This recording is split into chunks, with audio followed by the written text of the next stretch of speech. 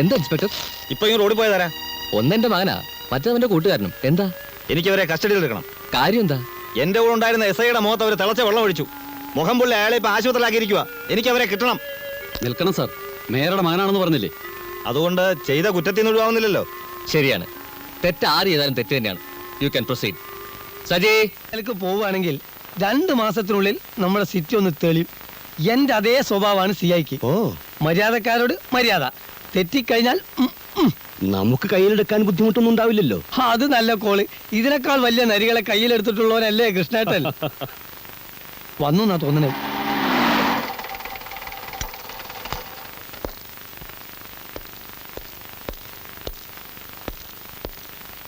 നമസ്കാരം. എന്റെ പേര് കൃഷ്ണൻ, അമ്പലക്കാട് കൃഷ്ണൻ, ധ്വനി പത്രത്തിന്റെ ഉടമസ്ഥൻ. കേട്ട് കാണൂ? ഇല്ല. വലിയ മുതലാളിയാ. പത്രം കൂടാതെ അബ്കാരി ബിസിനസ് ഉണ്ട്, ധാരാളം എസ്റ്റേറ്റും ഉണ്ട്. പത്രം സത്യം പറഞ്ഞ നഷ്ടത്തിലാ ഓടുന്നു. പക്ഷേ മറ്റ് ബിസിനസ്സുകളുടെ വിജയത്തിന് ഇതൊരു ആവശ്യമാണ്. വന്ന കാര്യം പറഞ്ഞില്ല. സാധാരണ കമ്മീഷണർ റാങ്കിൽ കുറഞ്ഞവരൊക്കെ എന്നെ അങ്ങോട്ട് വന്ന് കാണാറാ പതിവ്.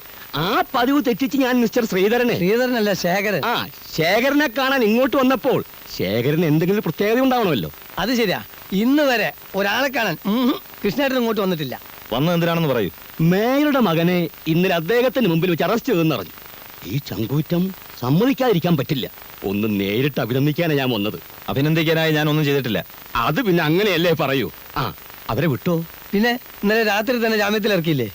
എന്റെ റിപ്പോർട്ട് വന്നു ശ്രീധരനെ. ശേഖരൻ. ശേഖരനെ കാണും. ഒരു ഇന്റർവ്യൂ കൊടുക്കണം.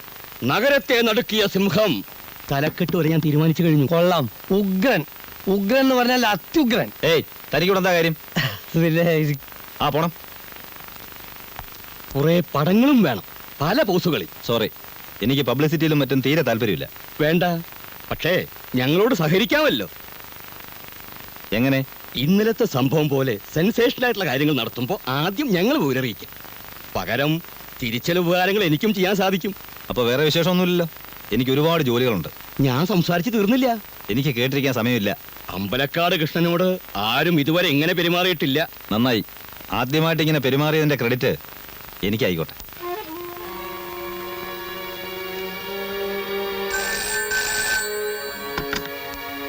Hello, CI here.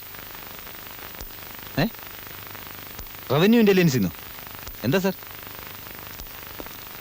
Revenue intelligence officer mister Shankar വിളിച്ചിരുന്നു. JK ജുവലേഴ്സ് റെയ്ഡ് ചെയ്യണം. 5 മിനിറ്റിനുള്ളിൽ പുറപ്പെടണം. ഇപ്പം ആരും പറയണ്ട സാർ. ഓക്കെ.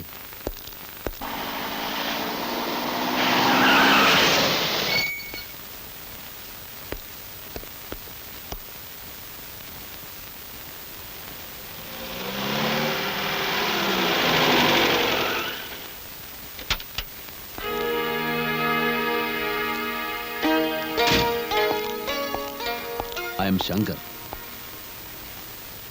Come on.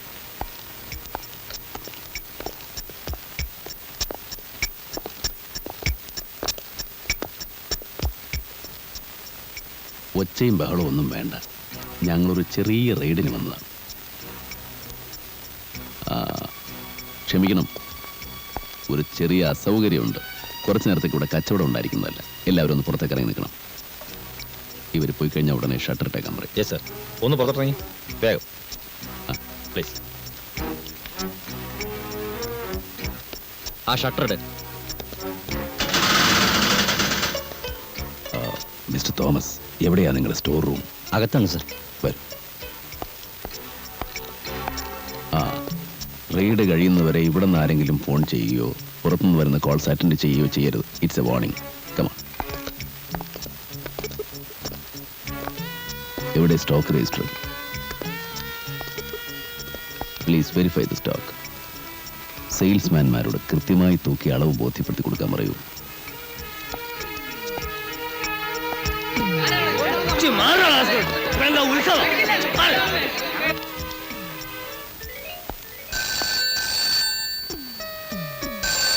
ആരാണെങ്കിലും റോങ് നമ്പർ ആണെന്ന് പറയൂ. Hello, wrong number.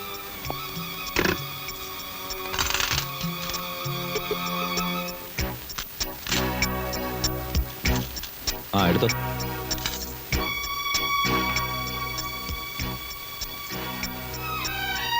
കണക്കിൽപ്പെടാത്ത സ്വർണ്ണമെല്ലാം ലിസ്റ്റ് എടുത്ത് സീൽ ചെയ്ത് എൻ്റെ കാറിൽ കൊണ്ടുവയ്ക്കണം. Shekhar, thank you very much for your cooperation. ഇയാളെ ഇങ്ങോട്ട് നേരെ എൻ്റെ ഓഫീസിലേക്ക് വരും. Yes sir. സാധനം എടുത്തോളൂ.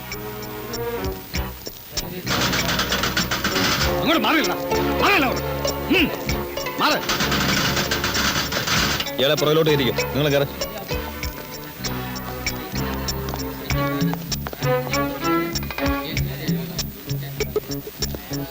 ആ ജീപ്പ് സ്റ്റേഷനിലേക്ക് പോട്ടെ. കയറിയോ കയറിയോ.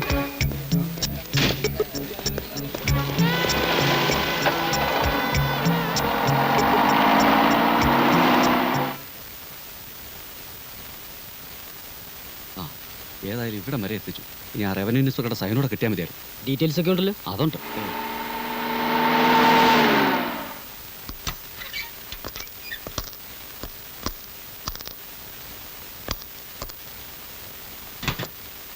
അതുണ്ടല്ലോ. എത്തിയിട്ടില്ല, ഇപ്പൊ വരും. സാറിരിക്കേ. വാ.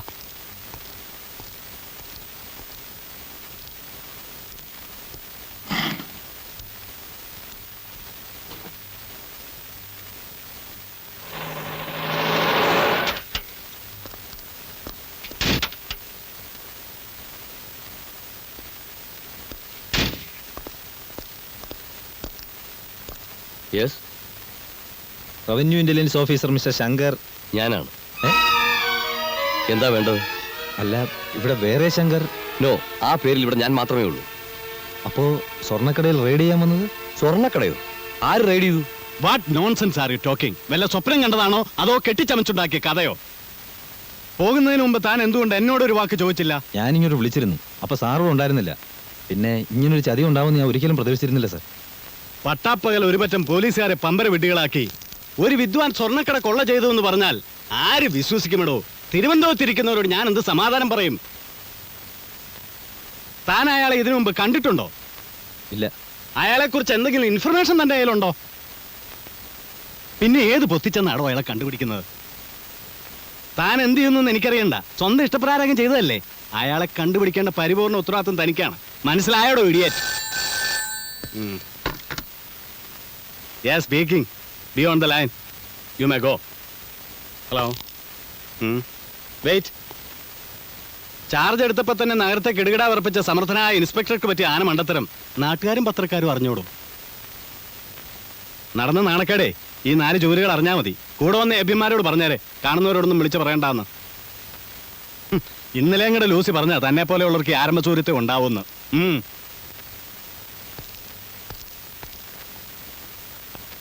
ഏതവനാടാ ഈ കടുവയെ പിടിച്ച് കിടുവ?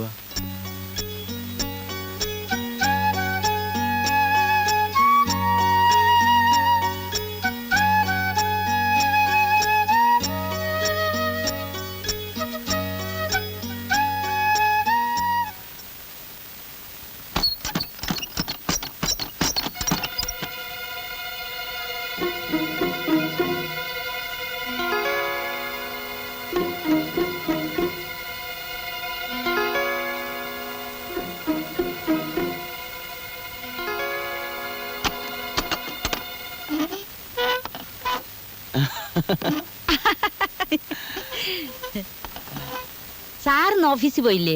പോയി, പക്ഷെ ജോലി പെട്ടെന്ന് തീർന്നുകൊണ്ട് വേഗം പോകുന്നു. സാറ് ശരിക്കും പറഞ്ഞ ഭാഗ്യവാൻ തന്നെ. അത് സത്യ. ഓരോരുത്തർ കാലത്ത് മുതൽ വൈകുന്നേരം വരെ ആഫീസിൽ കുത്തി പിടിച്ചിരുന്ന് ജോലി ചെയ്യുക. സാറ് വരുന്നതും പോകുന്നതും ആരും അറിയുന്നില്ല. പഠിപ്പിന്റെ ഒരു ഗുണം തന്നെയല്ലേ? എന്റെ ജോലിക്ക് പഠിപ്പ് മാത്രം പോരാ ജാനകിയമ്മേ. ലേശം സാമർത്ഥ്യം വേണം, പിന്നെ നല്ല ധൈര്യം. എന്റെ മോ രാമകൃഷ്ണൻ നല്ല സാമർത്ഥ്യമുള്ളവനാ. ധൈര്യത്തിന്റെ കാര്യം പിന്നെ പറയാൻ വേണ്ട. ശവപ്പറമ്പിൽ പോയി കിടക്കാൻ പറഞ്ഞ അവൻ കിടന്നോളൂ. സാറിന്റെ കമ്പനിയിൽ ഒരു ജോലി വാങ്ങിക്കൊടുക്കുവോ? അതാണ് ബുദ്ധിമുട്ട്. എന്റെ കമ്പനി പുറത്തുനിന്ന് ആളെടുക്കൂല. അപ്പൊ സാറിന്റെ കമ്പനി സർക്കാരിന്റെ ആണോ അതോ സ്വന്താണോ? ചിലപ്പോ സർക്കാരിന്റെ, ചിലപ്പോ സ്വന്തം. നന്ന ചെലവിന് പിടി. ചിലപ്പോഴേ ഞാൻ വൈകുന്നേരം വരും. ഓ,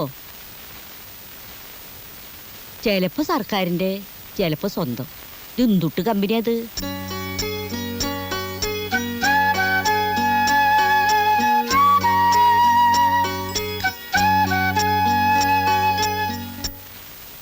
എന്റെ കർത്താവേ.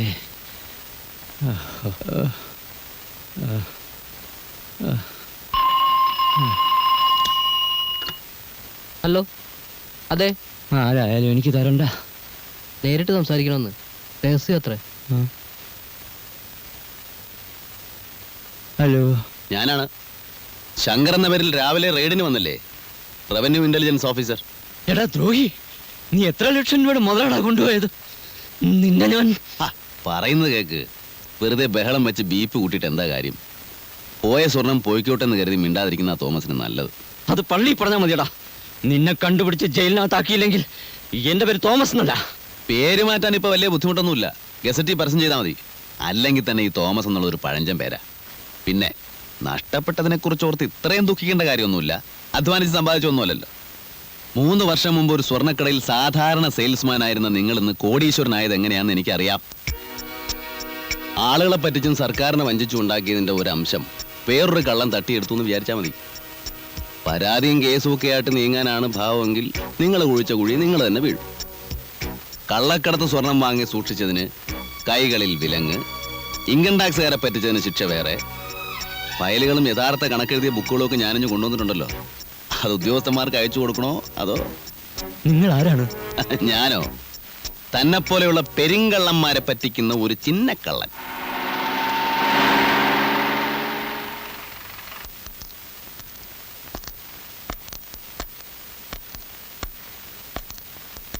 എന്റെ പൊന്നു സാറേ, പോയത് പോയി. ഇനി ഇതിന്റെ പിന്നാലെയുള്ള കേസും കൂട്ടും ഒന്നും വേണ്ട. എനിക്കൊരു പരാതിയുമില്ല. എന്താ ഇത്ര പെട്ടെന്ന് ഇങ്ങനെ തോന്നാൻ? ഒരു കാരണവുമില്ല സാർ. ഞാനൊരു സൂക്കേടുകാരനാണ്. എനിക്കിതൊന്നും താങ്ങാനുള്ള ശക്തിയില്ല. പോയതെനിക്കല്ലേ, പോട്ടെ.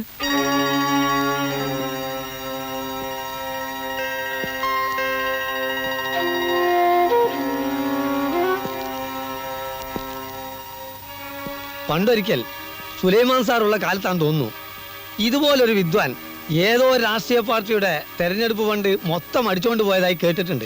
എന്നിട്ട് പക്ഷെ അന്നത് കേസായില്ല. അതുകൊണ്ട് അന്വേഷണം ഉണ്ടായില്ല. അയാളെ പറ്റിയുള്ള വല്ല വിവരവും നമ്മുടെ റെക്കോർഡ്സിലുണ്ടോ? ഇല്ല സാർ. അതുപോലെ കസ്റ്റംസുകാരുടെ വേഷം ധരിച്ച് ഒരുത്തൻ കള്ളക്കടത്തുകാരെ പറ്റിച്ചതായും കേട്ടിട്ടുണ്ട്. പരാതിക്കാരില്ലാത്തതുകൊണ്ട് അതും കേസായില്ല. പരാതി ഇല്ലെങ്കിൽ ഇവിടെ അന്വേഷണം വേണ്ടല്ലോ.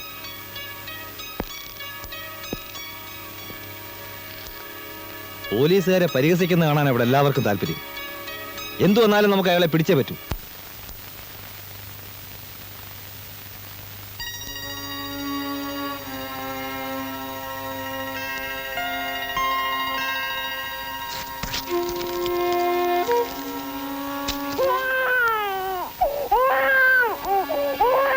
രമണി, ഇതിനെ നിർത്തോണ്ട് പോകുന്നുണ്ടോ? എന്തിനാ ഇങ്ങനെ ബഹളം വെക്കുന്നത്? പിന്നെ അല്ലാണ്ട് സ്വസ്ഥമായിട്ട് കാര്യം ആലോചിക്കാൻ സമ്മതിക്കില്ല എന്ന് പറഞ്ഞാൽ? Hello, good evening sir. ഞാനാണ് ശങ്കർ. അങ്ങനെ പറഞ്ഞാലേ മനസ്സിലാവും. ഒരു നന്ദി പറയാൻ വേണ്ടി വിളിച്ചാണ് സർ. പറയാതെ തന്നെ കാര്യങ്ങൾ ഇപ്പോൾ വ്യക്തമായി കാണുമെന്ന് വിചാരിക്കുന്നു. എനിക്ക് വേണ്ടി കുറേ ബുദ്ധിമുട്ടുകൾ സഹിക്കേണ്ടി വന്നു അല്ലേ? ക്ഷമിക്കുക. നഷ്ടപ്പെട്ടയാൾക്ക് കംപ്ലൈൻ്റ് ഒന്നുമില്ലല്ലോ. അതുകൊണ്ട് സാറിനൊരു പ്രശ്നം ഉണ്ടാവില്ല. ചെയ്തെന്ന സഹായങ്ങൾക്കെല്ലാം 100 നന്ദി. ദൈവം സഹായിച്ചാൽ നമുക്ക് വീണ്ടും കാണാം. വെക്കട്ടെ. Good night.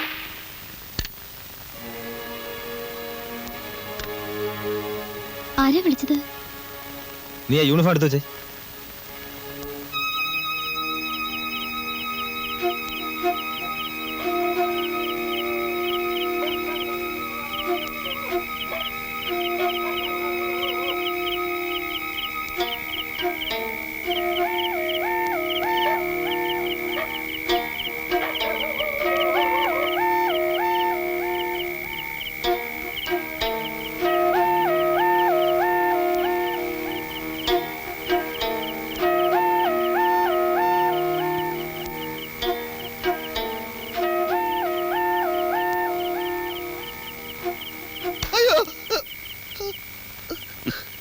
പേടിച്ചോ? ഇങ്ങനെ പിന്നെ കൂടെ വന്ന് പിടിച്ചാൽ പേടിച്ചു പോകില്ലേ? അത്രയും പേടിയുള്ളവർ ഈ പണിക്ക് വരരുത്. നിങ്ങൾ സാധനം എടുക്കി. പോലീസുകാരെ കാണുമ്പോൾ മനുഷ്യന്റെ നെഞ്ചിടിക്കുക. ഈ കടൽപ്പാലത്തിനടിയിലും ഗുഹയിലും ശവപ്പറമ്പിലും അല്ലാതെ ഈ നാട്ടിൽ വേറെ സ്ഥലമില്ലേ? വേറെ സ്ഥലമുണ്ട്, പക്ഷെ ഈ ഇടപാടിന് പറ്റിയ സ്ഥലമില്ല. നിങ്ങളെ താമസം എവിടെയാ? അടുത്തതാണോ നമ്മൾ അവിടെ വരാം? തനിക്ക് പേടിയാണെങ്കിൽ തന്നെ ബാബുക്കാനോട് പറ വേറെ ആളെ അയക്കാൻ. അല്ലോ, ബാബുക്കാനോട് പറയാനാ? മൂപ്പരെ കാണുമ്പോൾ തന്നെ നമ്മളെ മുട്ടിടിക്കും. അപ്പൊ മൊത്തത്തിൽ താൻ പേടിക്കാൻ വേണ്ടി ജനിച്ച ആളാ ആയിരിക്കും. നിങ്ങളെ പേരെന്താ? എന്തിനാ ചോദിച്ചേ ഉള്ളൂ. പൊതിയിൽ സ്വർണ്ണായിരിക്കും അല്ലേ? അത് ബാബുക്കാനോട് ചോദിച്ചാൽ മതി. കഴിഞ്ഞ പ്രാവശ്യം ചോദിക്കണമെന്ന് വിചാരിച്ചതാ. നിങ്ങളെ നാടെവിടെയാ? ഇയാളെ വേഗം സ്ഥലം വിട്. ഊരും പേരും പറയൂല? അടുത്ത പ്രാവശ്യം കാണുമ്പോൾ പറഞ്ഞാൽ പോരെ. മതി, തിരക്കില്ല. ബാബുക്കാനോട് വല്ലതും പറയാനുണ്ടാ? ഇവിടെ എല്ലാവർക്കും സുഖം, അവിടെയും അങ്ങനെ തന്നെ എന്ന് കരുതുന്നു എന്ന് പറഞ്ഞേക്കും.